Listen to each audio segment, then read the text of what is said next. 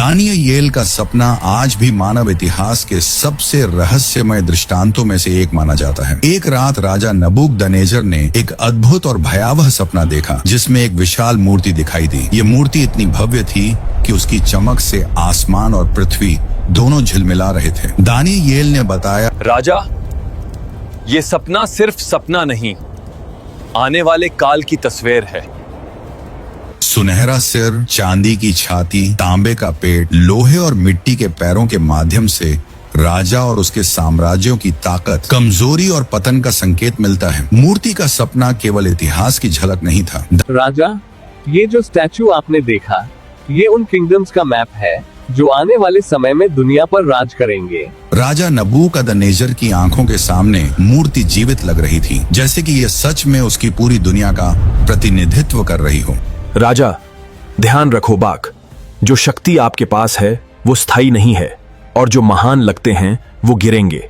सुनहरे सिर से लेकर लोहे प्लास्टिक के पैरों तक मूर्ति ने भविष्य के साम्राज्यों की कहानी बयां की। सुनहरे सिर ने भव्यता और शक्ति का प्रतीक था, चांदी की छाती ने संतुलन और विस्तार को, तांबे के पेट ने युद्ध और प्रभुत्व को, और लोहे मिट्टी के पैरों ने शक्ति के साथ साथ कमजोरी को दर्शाया। हर हिस्से में मानवता का संघर्ष और परमेश्वर की योजना छुपी थी, लेकिन सबसे रहस्यमय हिस्सा वह पत्थर था जो बिना किसी मानव हाथों के मूर्ति को तोड़ देगा। राजा, ये सिर्फ भविष्य नहीं है, ये चेतावनी है। इंसान बार बार वही गलती करता है। मूर्ति आज भी जीवित प्रतीत होती है, हर नए साम्राज्य और शक्ति संघर्ष के साथ। राजा, ये सपना सिर्फ पुराना इतिहास नहीं, ये दुनिया का नक्शा बन गया। इस रहस्य के बीच सवाल उठता है कि क्या मानव अपनी अज्ञानता और लालच के कारण उसी मार्ग पर बढ़ रहा है जिस पर प्राचीन साम्राज्य पतन के समय बढ़े थे? क्या आज के नेता, शक्तिशाली राष्ट्र और वैश्विक संघर्ष उसी तरह से पतन की ओर बढ़ रहे हैं? दानियेल की मूर्ति हमें सिर्फ भविष्य बताती नहीं, बल्कि चेतावनी देती है कि सत्ता और शक्ति अस्थायी हैं और केवल परमेश्वर की योजना स्थायी है। सुनहरा सिर उस साम्राज्य का प्रतीक था जिसे स्वयं परमेश्वर ने राजा नबूकदनेस्सर को दिखाया, और दानियेल ने स्पष्ट कहा कि यह बाबुल है, वही साम्राज्य जो उस समय सारी पृथ्वी पर प्रभुत्व रखता था। बाबुल की शक्ति उसकी विशाल दीवारों, ऊंचे महलों और सोने से सजे मंदिरों में दिखाई देती थी, जहां राजा स्वयं को अजेय समझता था। यह साम्राज्य केवल तलवार के बल पर नहीं, बल्कि भय, वैभव और अधीनता के माध्यम से शासन करता था। सुनहरा सिर यह दर्शाता है कि बाबुल संसार के सभी राज्यों में सर्वोच्च था, ठीक वैसे ही जैसे सिर शरीर पर शासन करता है। नबूकदनेस्सर ने अपने पराक्रम से नगरों को रौंद डाला, राजाओं को बंदी बनाया और स्वयं को देवताओं के समान समझने लगा। लेकिन इसी स्वर्णिम चमक के भीतर घमंड छुपा हुआ था, और यही घमंड उसके पतन का बीज बन गया। दानियेल ने यह स्पष्ट किया कि यह महिमा राजा की अपनी नहीं थी, बल्कि परमेश्वर द्वारा दी गई थी, और जैसे ही राजा ने इस सत्य को भुला दिया, उसी क्षण उसका साम्राज्य डगमगाने लगा। बाबुल की शक्ति बाहर से अभेद्य दिखाई देती थी, लेकिन भीतर से वह परमेश्वर के न्याय के अधीन थी। सुनहरा सिर यह बताता है कि जब मनुष्य स्वयं को सर्वोच्च मानने लगता है, तब वह अपने अंत के सबसे निकट होता है। राजा के सपने में यह सिर चमक रहा था, पर वह चमक स्थायी नहीं थी। दानियेल की व्याख्या में यह संकेत था कि बाबुल के बाद एक और राज्य उठेगा जो इससे भिन्न होगा, और यही भविष्यवाणी बाबुल के लिए अंत का संदेश थी। बाबुल का वैभव, उसकी मूर्ति पूजा, उसका अत्याचार और उसका आत्ममुग्ध अहंकार परमेश्वर की दृष्टि से छुपा नहीं था। सुनहरा सिर इतिहास का पहला चरण था, जहां मानव शक्ति अपनी चरम सीमा पर पहुंची, और यहीं से पतन की प्रक्रिया भी आरंभ हो गई। है कि संसार के राज्य चाहे कितने ही महान क्यों न दिखाई दें, वे परमेश्वर की योजना के सामने क्षण भंगुर हैं। बाबुल का अंत ये सिद्ध करता है कि सोने जैसी चमक भी समय के साथ मिट्टी में बदल जाती है, और केवल वही राज्य स्थिर रहता है जिसे परमेश्वर स्थापित करता है। चांदी की छाती और दोनों भुजाएं उस साम्राज्य का चिन्ह थीं जो सुनहरे सिर के बाद उठने वाला था, और दानियेल ने स्पष्ट कहा कि यह साम्राज्य बाबुल से कम महिमावान होगा, परंतु उसका शासन अधिक फैलाव वाला होगा। ये मादी और फारस का राज्य था, जो दो शक्तियों के मिलन से बना और जिसने बाबुल को पराजित करके उसका स्थान लिया। चांदी का उपयोग यहाँ इस बात का संकेत है कि यह राज्य सोने जितना भव्य नहीं था, लेकिन संगठित और मजबूत था। इस साम्राज्य की विशेषता यह थी कि यहाँ राजा की इच्छा से अधिक कानून का शासन चलता था और एक बार जो आदेश जारी हो जाता वह बदला नहीं जा सकता था। यही कारण था कि यह राज्य भीतर से कठोर और अडिग प्रतीत होता था। दानियेल के समय में यह शक्ति धीरे धीरे उभर रही थी और भविष्य में बाबुल के पतन के बाद वही शासन करने वाली थी।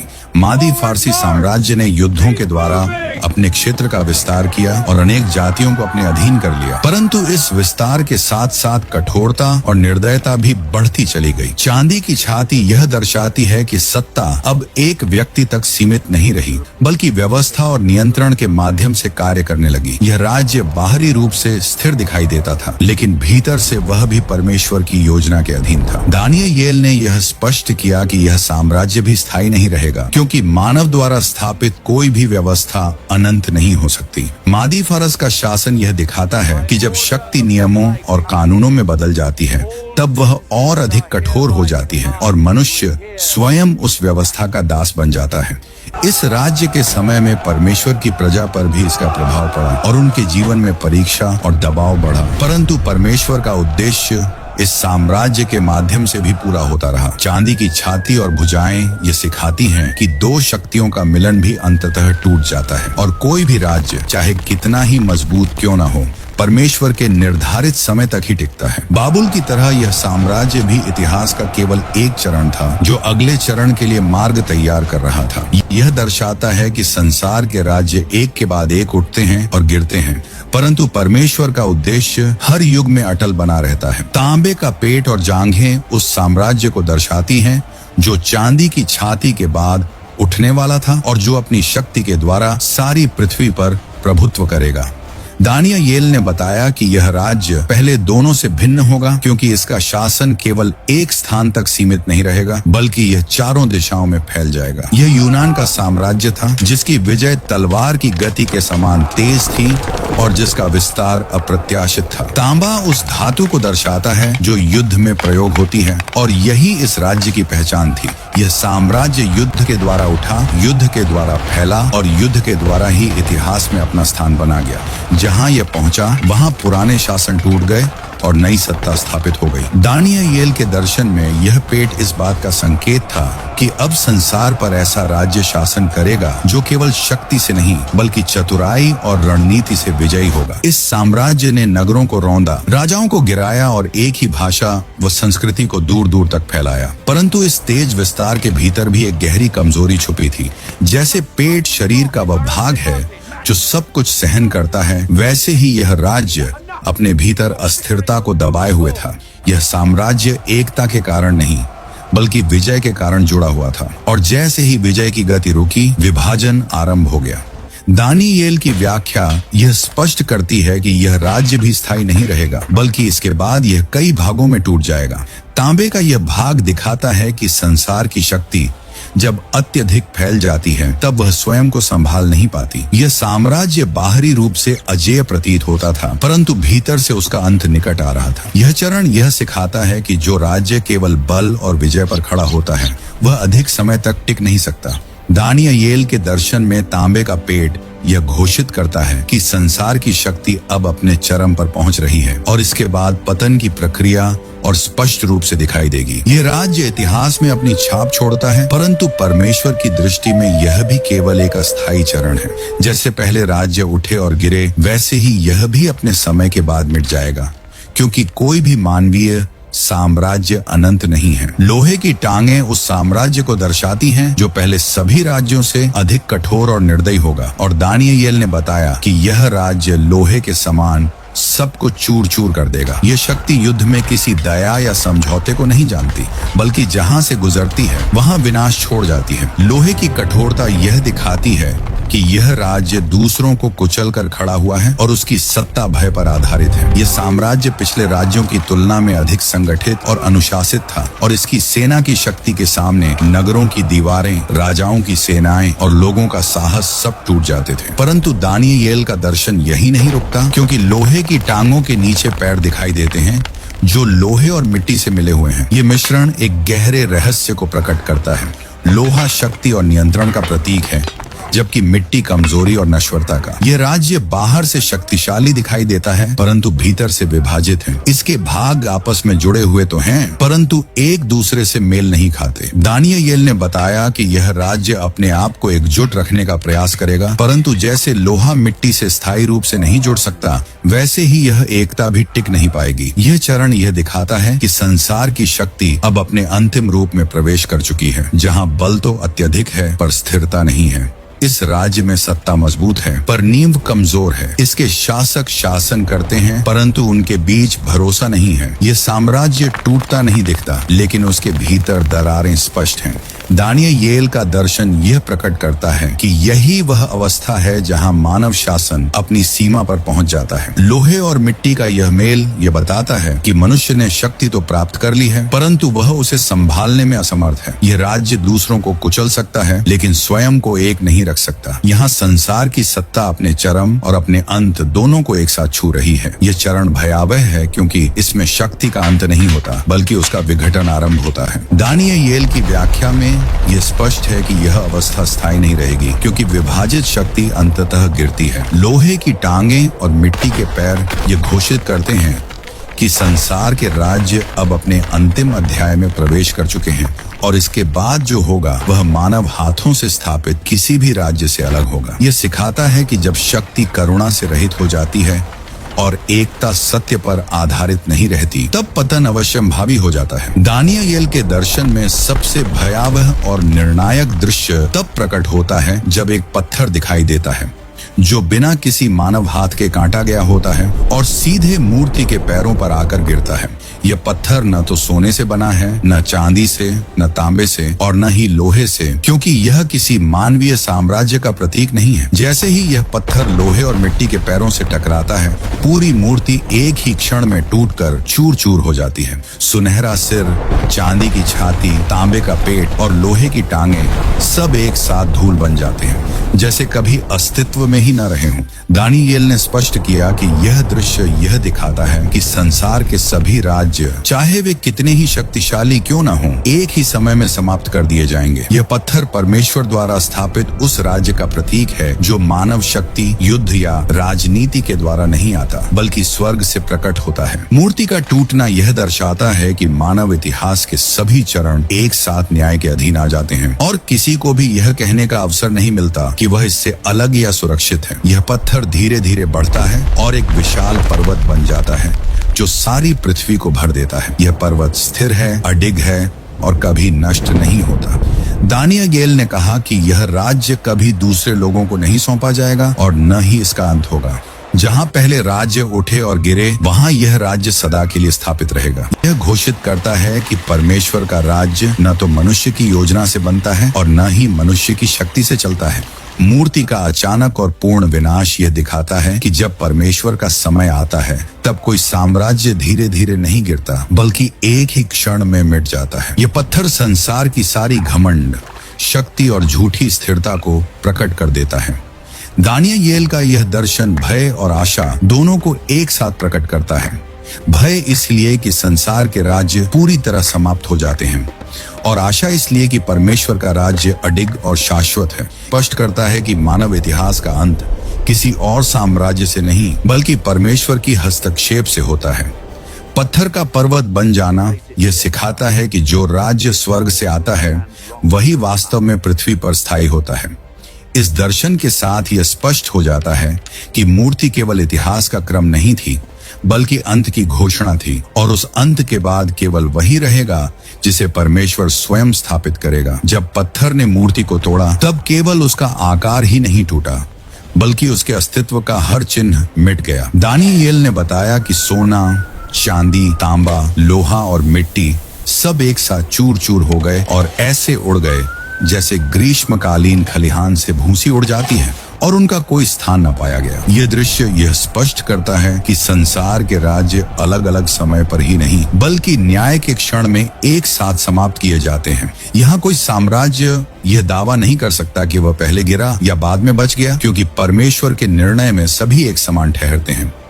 मूर्ति का लुप्त हो जाना यह दिखाता है कि मानव इतिहास की सारी महिमा, शक्ति और स्मृति एक ही क्षण में व्यर्थ सिद्ध हो जाती है। यह अंत किसी युद्ध, विद्रोह या मानव प्रयास से नहीं आता, बल्कि सीधे स्वर्गीय निर्णय से आता है। दानिएल की व्याख्या में यह अत्यंत महत्वपूर्ण है कि टूटे हुए राज्यों का कोई अवशेष नहीं बचता, कोई खंडहर नहीं, कोई स्मारक नहीं, क्योंकि परमेश्वर का न्याय पूर्ण होता है। जैसे भूसी हवा में उड़कर अदृश्य हो जाती है, वैसे ही संसार के राज्य भी इतिहास से मिटा दिए जाते हैं। यह दृश्य यह प्रकट करता है कि जिन साम्राज्यों ने स्वयं को स्थायी समझा, वे परमेश्वर के सामने क्षणिक सिद्ध हुए। यह अंत यह नहीं दिखाता कि एक राज्य दूसरे का स्थान लेता है, बल्कि यह कि मानव शासन की पूरी व्यवस्था समाप्त हो जाती है। दानिएल का यह दर्शन भयावह इसलिए है क्योंकि यहाँ गिरावट का कोई क्रम नहीं, कोई चेतावनी का अंतराल नहीं, बल्कि एक ही क्षण में सब कुछ समाप्त हो जाता है। संसार की शक्ति जो अलग अलग धातुओं में विभाजित दिखाई दी, अंत में एक ही धूल में बदल जाती है। यह सिखाता है कि मनुष्य द्वारा बनाई गई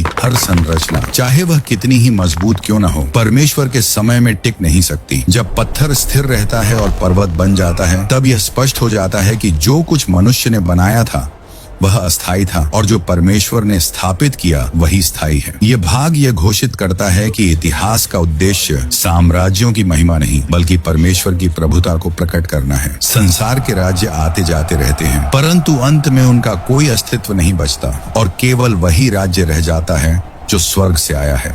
यह दर्शन यह सिखाता है कि मानव शक्ति का अंतिम परिणाम लुप्त हो जाना है और परमेश्वर का राज्य ही वह वास्तविकता है जो कभी नष्ट नहीं होती। जब मूर्ति का कोई अंश शेष नहीं रहता और संसार के सभी राज्य धूल की तरह उड़ जाते हैं, तब वही पत्थर जो बिना हाथों के काटा गया था धीरे धीरे एक महान पर्वत बन जाता है और सारी पृथ्वी को भर देता है। दानिएल ने यह स्पष्ट किया कि यह परमेश्वर का राज्य है जो मनुष्य के राज्यों के समान नहीं है और जिसे कभी नष्ट नहीं किया जाएगा। यह राज्य किसी युद्ध से स्थापित नहीं होता, न किसी राजा के उत्तराधिकार से, बल्कि स्वयं परमेश्वर की इच्छा से प्रकट होता है। जहाँ पहले के राज्य समय के साथ उठे और गिरे, वहाँ यह राज्य स्थायी है और कभी किसी अन्य लोगों को नहीं सौंपा जाएगा। यह राज्य किसी एक नगर, जाति या सीमित क्षेत्र तक बंधा हुआ नहीं है, बल्कि इसका अधिकार सारी पृथ्वी पर होगा।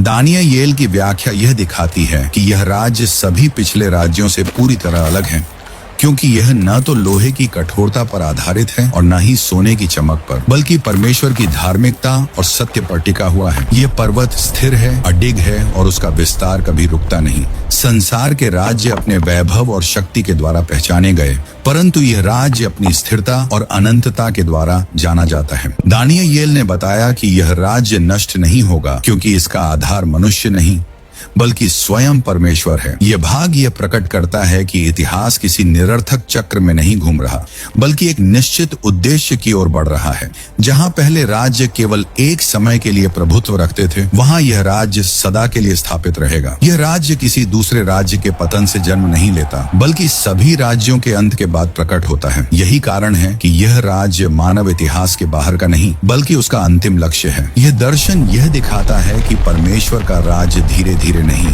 बल्कि निर्णायक रूप से स्थापित होता है और एक बार स्थापित होने के बाद उसे कोई हिला नहीं सकता। संसार के राज्य जिन बातों पर टिके थे वही उनकी कमजोरी बनी, परंतु यह राज्य उन बातों पर आधारित है जो कभी बदलती नहीं। यह पर्वत यह घोषित करता है कि परमेश्वर की प्रभुता पूर्ण है और उसके सामने कोई भी शक्ति खड़ी नहीं रह सकती। दानिएल के इस दर्शन के साथ यह स्पष्ट हो जाता है कि मानव शासन का अंत अराजकता में नहीं, बल्कि परमेश्वर के राज्य की स्थापना में होता है। यह भाग यह सिखाता है कि इतिहास का अंतिम शब्द किसी राजा, साम्राज्य या तलवार के पास नहीं, बल्कि उस परमेश्वर के पास है जिसने स्वर्ग और पृथ्वी को रचा है और जिसका राज्य कभी नाश नहीं होगा।